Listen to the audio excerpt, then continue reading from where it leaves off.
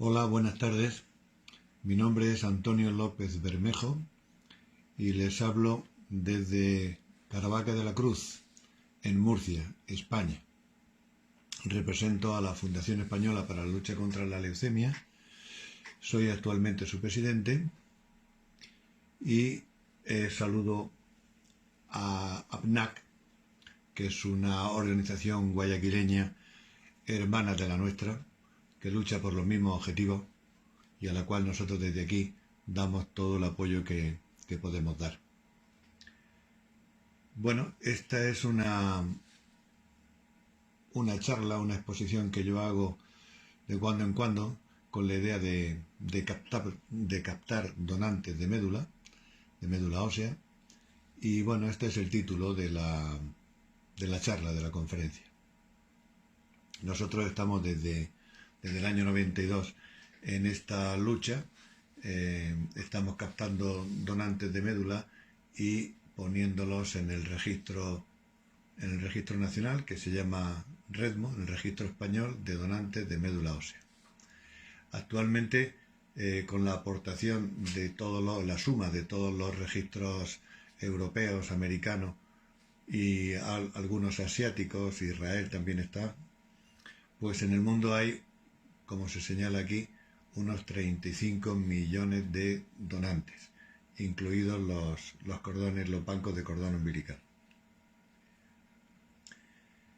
Empiezo diciendo qué es la médula ósea. Pues la médula ósea es el tejido que hay en el interior de los huesos. Es una sustancia semilíquida de color anaranjado en donde viven unas células que llamamos las células madre y que son las fabricadoras de la sangre. Este tejido está en todos los huesos, pero sobre todo está en los huesos planos, huesos de las caderas, las escápulas, el esternón. ¿Dónde se encuentra la médula ósea? Pues la médula ósea, como he dicho, se encuentra aquí en estas trabéculas, en estos orificios que vemos de los huesos de la pelvis. Ahí están esas células que se llaman células madre y que son las encargadas, como también se ve en la diapositiva, de la fabricación de los elementos que circulan por nuestra sangre: glóbulos rojos, glóbulos blancos, plaquetas. Ojo, no hay que confundir médula ósea con médula espinal. La médula espinal es un cordón que baja desde el cerebro dando ramas, dando nervios para nuestra economía, para nuestro organismo, hasta un punto en la vértebra, a nivel de la vértebra lumbar 2, donde ya no es un cordón compacto, sino que ya solamente hay unos filetes nerviosos que van a los miembros, a las piernas, los nervios ciáticos. ¿Qué es lo que hace la médula ósea? La médula ósea fabrica los elementos que circulan por nuestras venas. Fabrica los glóbulos blancos, los glóbulos rojos, las plaquetas, linfocitos, células plasmáticas, en una palabra, las células de la inmunidad también. Aquí se ven los elementos que circulan por dentro de un vaso. Bueno, pues aquí se pueden distinguir perfectamente glóbulos rojos, glóbulos blancos, plaquetas y algunos linfocitos. Bien, a ese proceso que hemos llamado de fabricar sangre, pues en medicina se llama hematopoiesis. Eso es la fabricación de la sangre, que se realiza dentro de la médula ósea y que la realizan unas células que se llaman células madre. Hay una célula madre principal que se llama totipotencial porque tiene la posibilidad de multiplicarse en sí misma o bien dividirse, diferenciarse en una célula hija llamada pluripotencial, porque a su vez también tiene diferentes potencialidades, pero ya no puede regresar a ser la célula madre original. Bueno, pues esta célula madre original puede tomar la opción de diferenciarse en célula madre linfoide o célula madre mieloide. Por eso sabemos que hay leucemias de la estirpe mieloide y leucemias de estirpe linfoide. Bueno, pues en inglés las células madre le llaman células tronco. Entonces, si en esta imagen de este árbol las células tronco pues están, como su propio nombre indica, en el tronco, y de ahí se pueden dividir en diferentes ramas. Bueno, pues cuando aparece una leucemia, bien en el tronco o bien en las ramas, es la quimioterapia quien, como si de una goma de borrar se tratase, trataría de borrar esa rama y esperar, que equivale a cortarla, esperar que después se regenere y que aparezca sana. Eso a veces sucede, pero otras veces no. Definimos la leucemia. Es la proliferación incontrolada de un grupo de células de la médula ósea, que se multiplican de forma muy rápida, más que el resto de las células, que no tienen utilidad, son muchos glóbulos blancos y además no sirven porque han perdido su capacidad de defensa, y que al multiplicarse de forma mucho más rápida que las otras células, pues hacen que la persona tenga pocos glóbulos rojos, con lo cual puede tener anemia, cansancio, que son los síntomas que pueden presentar las leucemias al inicio, cansancio, tienen pocas plaquetas, entonces pueden presentar sangrados por la nariz, con el cepillo de dientes, hematomas en las piernas o en los brazos,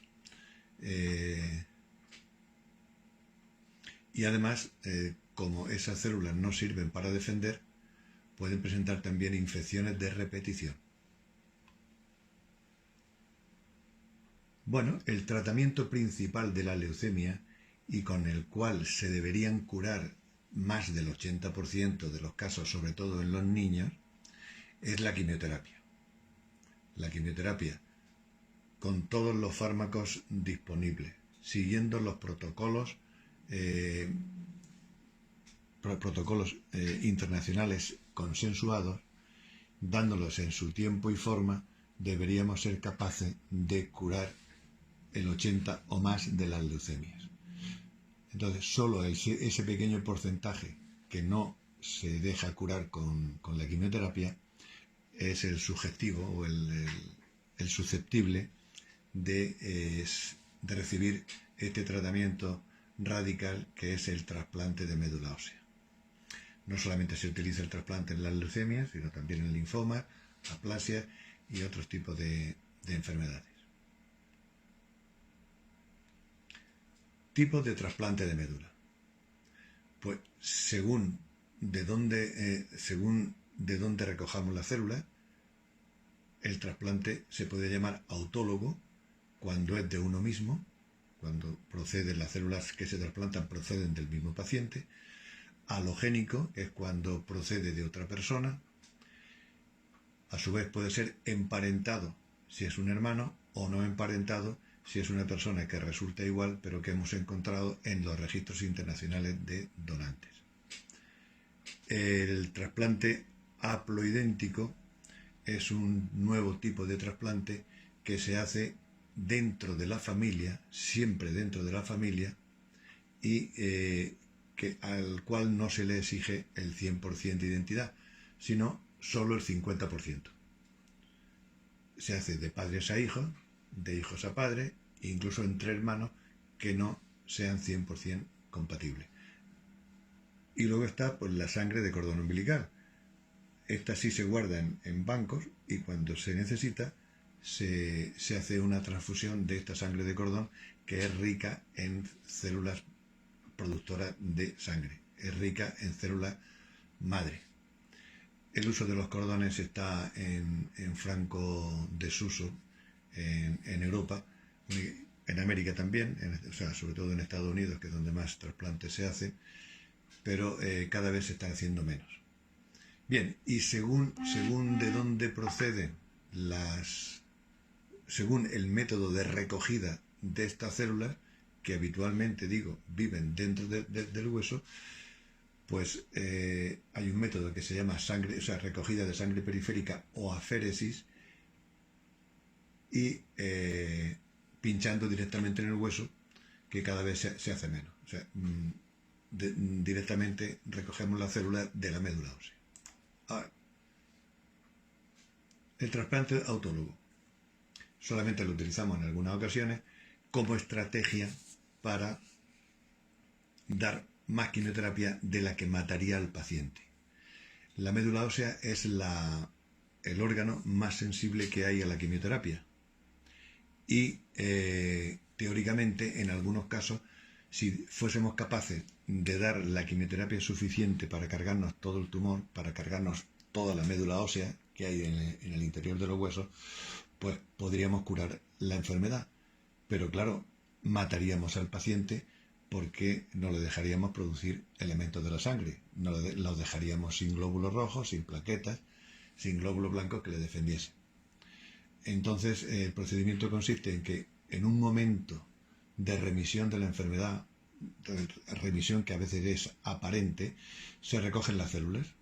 Hay un momento en el que después de la recuperación de una quimioterapia, las células sanas son las primeras en salir y esas son las que se recogen e incluso se tratan fuera del cuerpo del paciente, se pueden tratar con quimioterapia para tener la seguridad de que luego al reinfundirla no vaya ninguna célula blástica, no vaya ninguna célula tumoral, ¿no?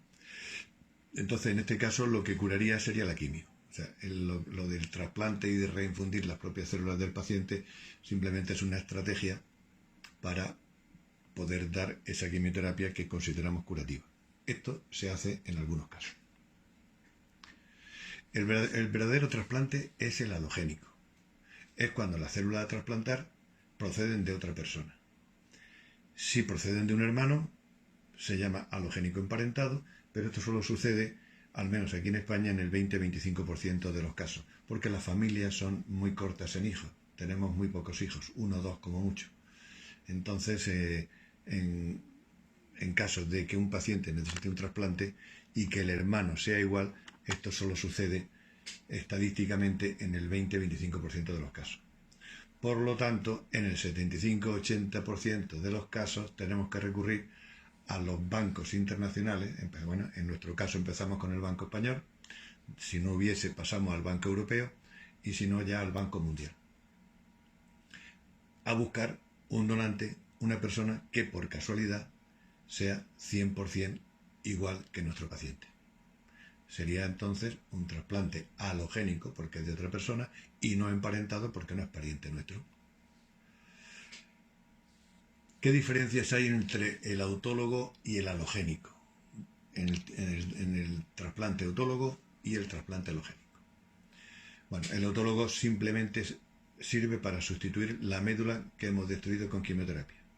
Reponer al paciente, sacarlo de esa situación en la que se ha quedado con la médula a cero y ya está. Lo que curaría sería la quimioterapia que le hemos dado. El halogénico igualmente sustituye la médula destruida, pero el halogénico, por mucho que sea igual, que las dos personas sean iguales, siempre genera lo que se llama H, que quiere decir enfermedad injerto contra huésped. Es decir, la médula que hemos trasplantado también lleva el sistema inmunitario de la otra persona. Entonces, una vez dentro del nuevo organismo, reconoce como extraños los tejidos, porque le son extraños, aunque teóricamente es igual, reconoce como extraños el resto de los órganos del paciente. Entonces, inflama el hígado, inflama la piel, los pulmones. Ese fenómeno se puede dar en más o menos intensidad, se puede dar de forma aguda o de forma crónica, y dependiendo de cuál sea, de cómo aparezca, pues se trata con más intensidad o con menos. Bien, pues ese efecto injerto contra huésped lleva también dentro, acompañándolo, lo que se llama injerto contra leucemia. Es decir, el sistema inmunitario introducido en el receptor, en el paciente, va a ser como un gendarme que está alerta, y si apareciese una nueva célula tumoral, la reconocería inmediatamente y la mataría. ese es el injerto contra leucemia, que solo llevan los trasplantes alogénicos, cuando lo que se trasplanta es de otra persona. ¿Eso qué garantiza? Pues nos garantiza que las recaídas en el caso de los trasplantes halogénicos no emparentados, bueno, y en los emparentados también, garantiza la no recaída de la leucemia, o la recaída con mucho menos probabilidad, porque aquí del 100% no podemos hablar, no tenemos seguridad del 100%. Mientras que el trasplante autólogo no garantiza la recaída de la enfermedad, porque hemos puesto lo mismo que teníamos. Vamos a hablar del trasplante haploidéntico. Como he dicho, tiene que estar dentro de la familia. Esto se hace únicamente dentro de la familia. Se está utilizando cada vez más, desde los últimos 4, 5, 6 años. Cada vez se aprende más, se sabe más, se mejora la técnica y, como he dicho, solamente exige el 50% de compatibilidad entre donante y receptor. Pero eso sí, padre, hijo o hermano. En este caso, las células que se van a trasplantar se manipulan un poquito. Se quitan unas células que no se meten en la otra persona y los resultados que se están obteniendo con este tipo de trasplante novedoso son cada vez más parecidos al trasplante halogénico. Esto siempre hay un orden establecido según los resultados. Entonces, el mejor donante es el hermano, que es 100%. Si ese hermano no existe, pues se elige o se busca un donante halogénico no emparentado que igualmente sea 100%.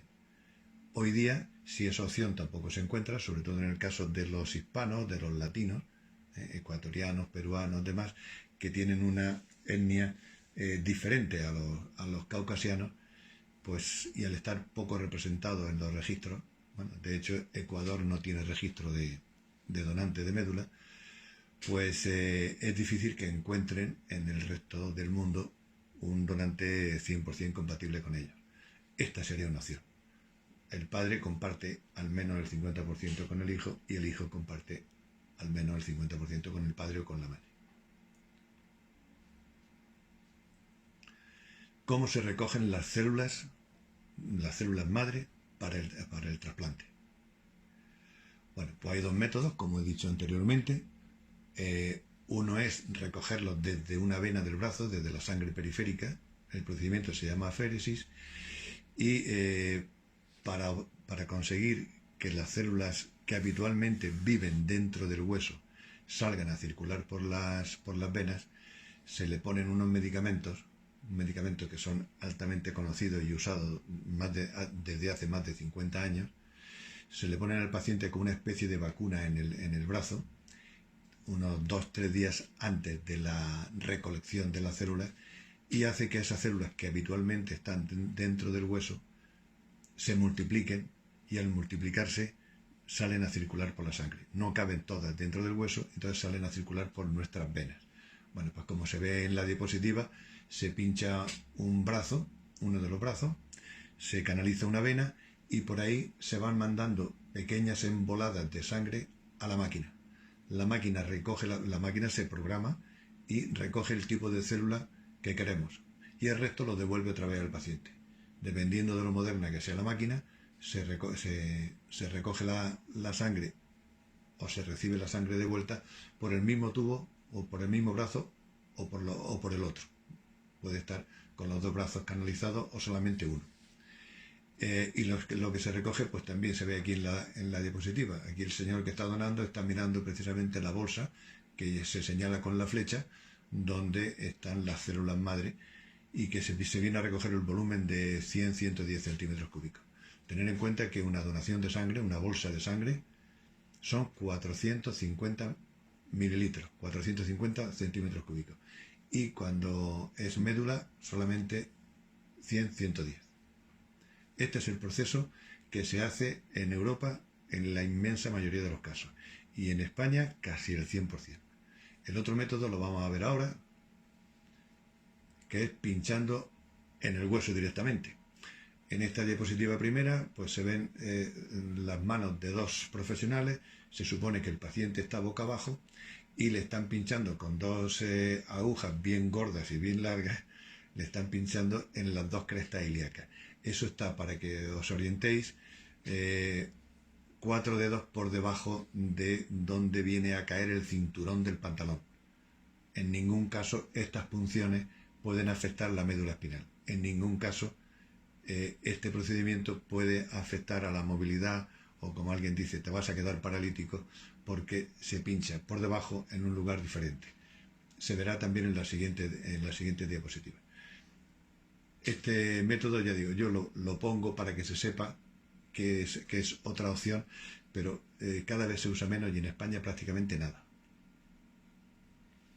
Como veis en esta otra diapositiva, pues veis el trocar, la aguja grande, que penetra en el hueso, en la corteza, y va a esas celdas que hemos señalado en las primeras diapositivas y aspira el contenido de esas celdas, que es donde están las células fabricadoras de sangre, las células madre.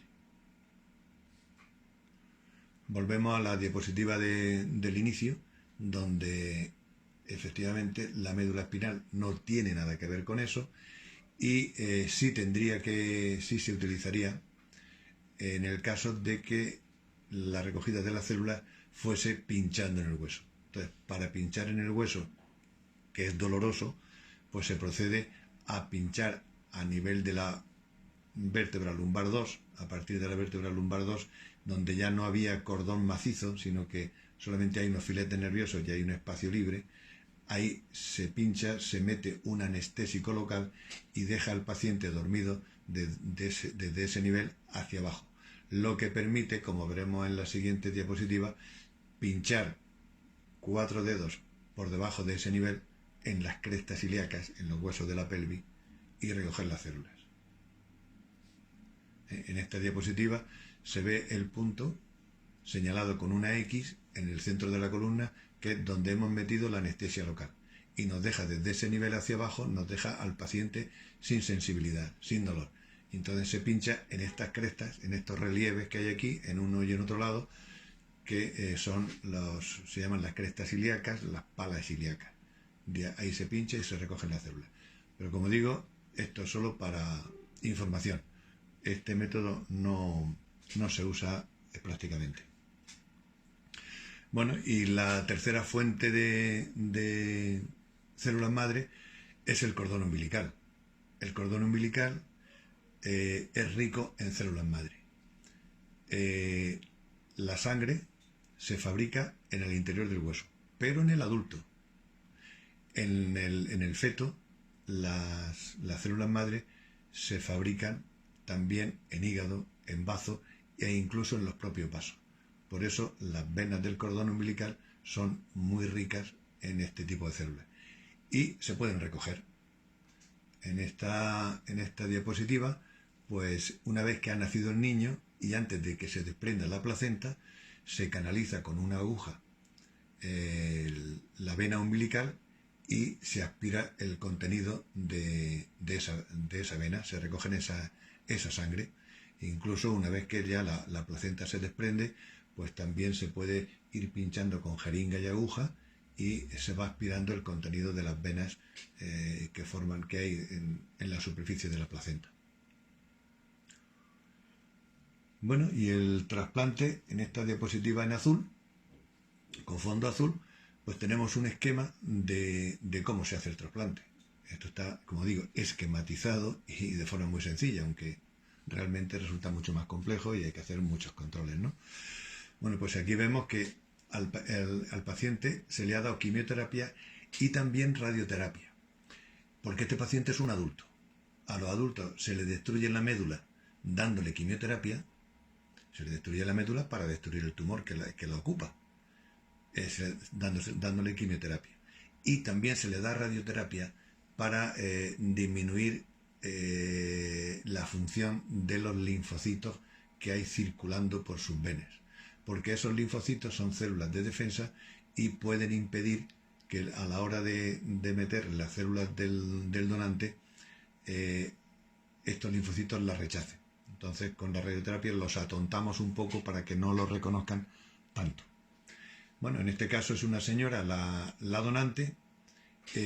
Fijaos que la recogida se está haciendo en el brazo, no se está pinchando en el hueso, porque ya, como insisto, es el procedimiento que se utiliza casi en el 100% de los casos, es el procedimiento de aféresis o sangre periférica.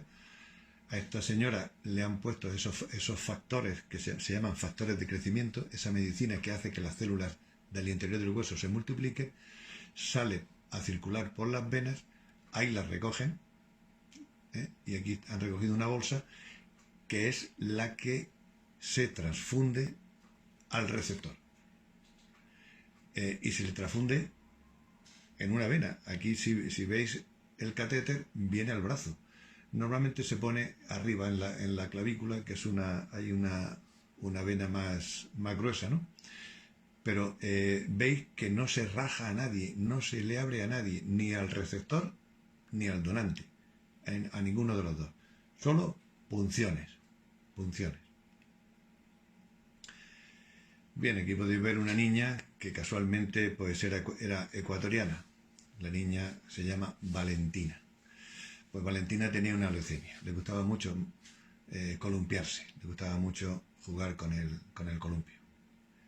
Bueno, pues esta niña tenía una leucemia. Se le consiguió encontrar un donante porque no había un donante adecuado para ella en la familia. Se le encontró un donante 100% compatible, casualmente. Se hizo el trasplante. Ella estuvo ingresada como unos 20 días, 3 semanas, creo que no llegó, y se dedicó a pintar. Pintó tanto que empapeló la habitación, el cuarto lo empapeló con sus dibujos. Y luego volvió a su columpio, que es en lo que ella estaba interesada.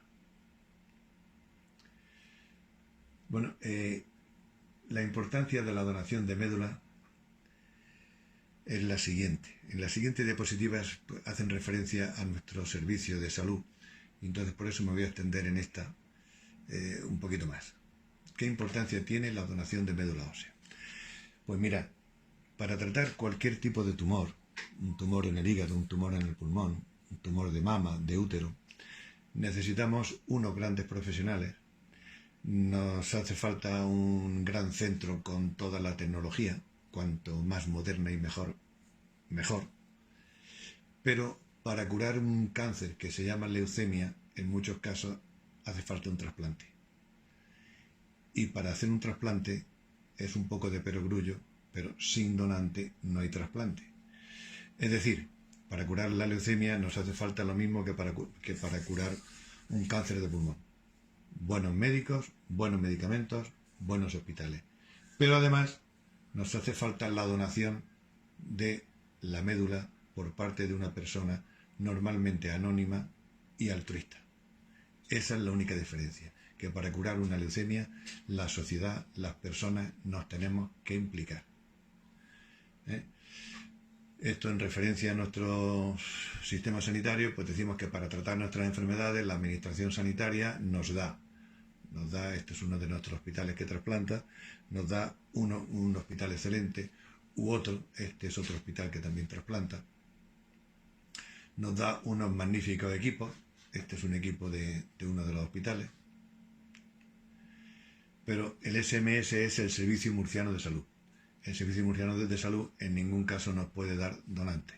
El Servicio Murciano de Salud no tiene un cajón donde haya donantes de médula. Los donantes somos las personas que caminamos por la calle y que tenemos menos de 40 años, porque afortunadamente en el mundo ya hay muchos donantes. Hay 35 millones de donantes, incluidos unos 600.000 cordones umbilicales. Entonces la edad para ser donante estaba en 55 años, se ha bajado a 40, porque ya hoy día quien encuentra donante puede encontrar más de uno, y entonces se elige el que considera mejor. He dicho quien encuentra donante. Los adultos encuentran donante en el 80% de los casos. Los niños casi en el 90 y pico, casi en el 100%, porque podemos recurrir al cordón umbilical. y quien no encuentra donante sigue sin encontrarlo. Ha llegado un momento en que aumentando mucho el número de donantes, la posibilidad de encontrar es la misma. El que encontraba uno puede encontrar 3 o encontrar 4, pero el que no encontraba va a seguir sin encontrar. ¿Por qué? Pues porque esa persona tiene unas características especiales o tiene una mezcla racial que no se encuentra en la sociedad. Decimos que es una persona única. En nuestra sociedad, la posibilidad de que dos personas sean iguales es 1 entre 40.000. Probablemente en Ecuador las posibilidades sean mayores, es decir, uno entre 20.000 o 1 entre 10.000, porque hemos traído muchas muestras de sangre de familias en las que había un caso de leucemia y se han encontrado ciertas similitudes entre las personas, entre las familias. Y bueno, finalmente pues concienciarnos de que lo mismo estamos para recibir que para dar. Ahora mismo nos consideramos sanos y todos nos planteamos si podemos donar, pero mañana podemos estar enfermos y tenemos que estar rogando que alguien done para nosotros. Esta es una diapositiva muy antigua del registro mundial, donde en ese momento había 28 millones de donantes.